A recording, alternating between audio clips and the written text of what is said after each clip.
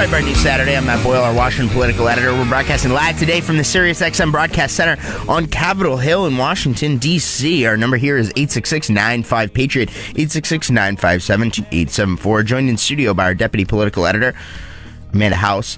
We got on the line right now another very special guest. Before we talk to Amanda, we've got Gary Palmer. He's a congressman from the great state of Alabama. He's the likely next senator.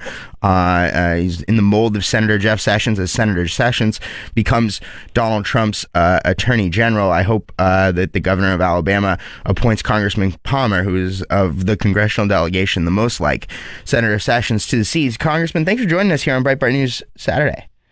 Glad to, Matt.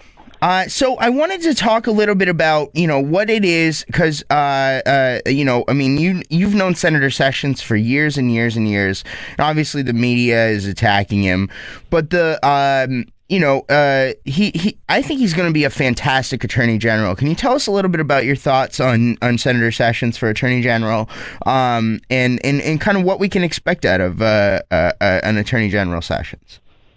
Well, the first thing you can expect from him is he will uphold the law. Mm-hmm. And he will not run a political Department of Justice. I've argued several times in our Oversight Committee meetings that we're in danger of losing the Constitution. We're in danger of losing the rule of law. Mm-hmm. And what you're going to see in Jeff Sessions is a guy who will uphold it. Mm-hmm. Now, one of the other things I wanted to ask you about, Congressman, is because I know that Sessions is great on immigration. So is Trump. We've got a president that wants to secure the border now. We haven't had that in a long time. What do we need to do to secure the border? What's your recommendation? I know you've done a lot of work on this in Congress. How do we go about building the wall, securing the border? How do we do this? Well, it's going to be a combination of things. Mm-hmm. The border is not the same in California as it is in Arizona or Texas. Mm-hmm. So we're going to have to have a combination of things, and that includes physical barrier, coordination between local law enforcement, the border patrol, and on the coastal regions, the Coast Guard. Mm-hmm. But one of the most important things we can do, and particularly in Arizona, is to move our border patrol agents to forward operating positions. Mm-hmm.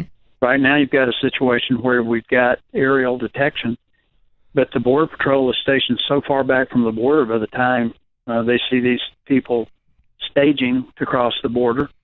Our border patrol can't get there. And I think you may find this interesting as a connection, but if Kathy McMorris Rogers is the next Secretary of the Interior, and I believe she will be, mm-hmm. Some of the rules that our border patrols had to abide by will be removed. For instance, they wouldn't allow them to move up on federal land. Mm-hmm. They couldn't drive across certain parts of the area around the border. Mm-hmm. And, of course, the folks who are coming across the border illegally apparently didn't get that memo. Mm-hmm. So that was kind of the next thing I wanted to ask you about is kind of focusing in on some of these selections that the president-elect is making. It seems like he's really putting together a cabinet, and there's some places where some people might disagree on different things, but generally speaking, I mean, we've got a lot of generals in there. You got General Mattis at the Defense Department. You got Sessions at the Justice Department. You got General Kelly at DHS. I mean, it seems like this cabinet that's coming together is a really impressive collection of people. What do you think about the cabinet so far for the president-elect? Well, I am more than pleased. Mm-hmm. You take Scott Pruitt, the Attorney General from Oklahoma. Yes, Scott Pruitt. There's another one. Mm-hmm. Scott's someone that I know, I've worked with. We've been on a panel together. And here's a guy who understands what the role of the EPA is supposed to be. Mm-hmm. And he very clearly understands that EPA is operating well outside their constitutional authority. Mm-hmm. The new guy that's going to head up the Department of Labor. One of the worst things that's going on at labor is these regulations involving overtime and the franchise rule that they put out. A guy who owns fast food restaurants gets that like nobody else. And I've told people that the left has got to be on the verge of collapse at the quality of the people that Trump is appointing. Mm-hmm. And the interesting thing, Matt, is that if you look at the polls, Trump's approval rating on election day was below 40%. Mm-hmm. Today, it's at about 50%. Mm-hmm. Yeah, no. So that was kind of where I wanted to take this next. What did the media get so wrong in covering this election? What did everybody in the establishment miss? Those of us out here in real America that are listening to the people, right? That are callers to the radio show, the people that comment on Breitbart, etc. The ones that we're going around the country talking to. I mean, we weren't surprised by the results of this election. I don't think you were surprised by it at all. But what did everybody in the media seems to be shocked, right? Like, why did the establishment miss this race?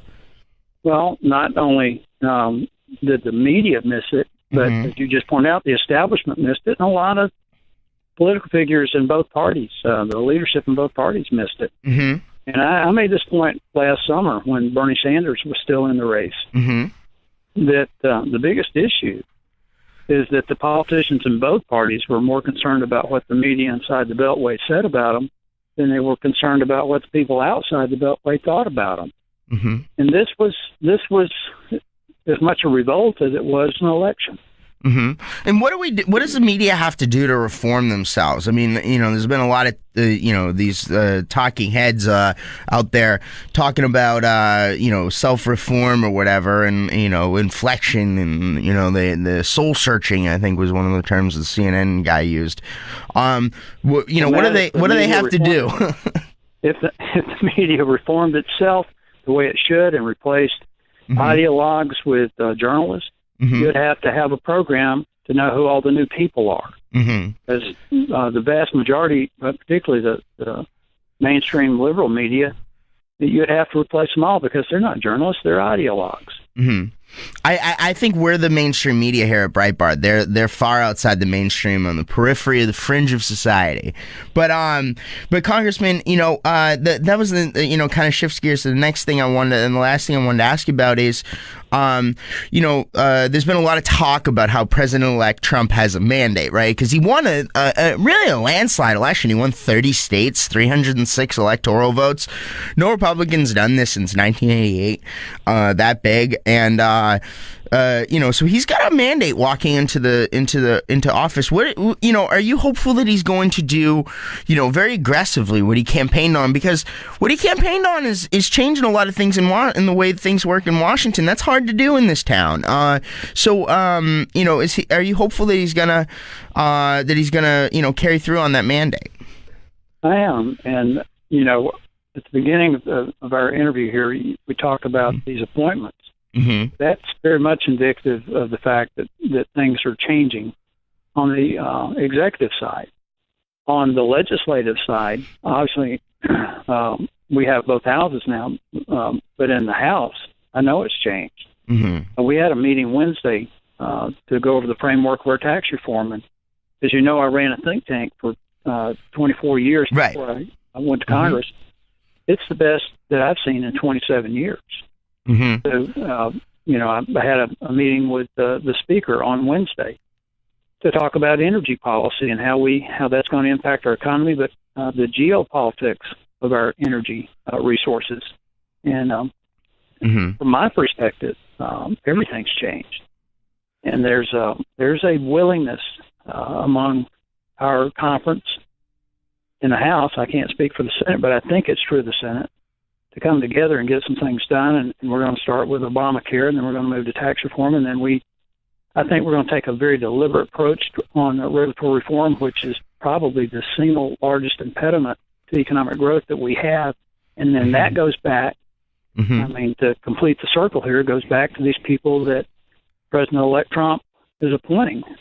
We have some tremendous opportunities, and I think the next 6 to 12 months is really going to be critical for the history of the country. All right. Well, Congressman Gary Palmer, thank you for joining us here on Breitbart News Saturday. Folks, make sure you get involved and watch what Congressman Palmer's doing. He's one of the good guys on Capitol Hill. Thanks, Congressman. My pleasure. All right.